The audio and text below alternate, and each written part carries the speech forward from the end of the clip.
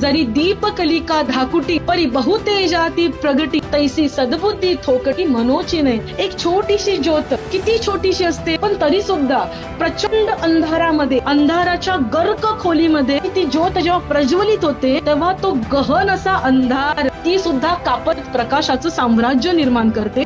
स्वामी विवेकानंद म्हणतात, प्रत्येक मनुष्य जो लढाई करत असतो तोपर्यंत हरत नाही तोपर्यंत त्याच्या मनात आशा जिवंत आहे. आता आयुष्यामध्ये अनेक गोष्टी होत असतात की ज्या डिप्रेसिंग असतात. प्रेझेंटेशन देत असतो पण ते बॉसला आवडत नसतं. टार्गेट कंप्लीट करायचे असतात पण टार्गेट कंप्लीट होत नसतात.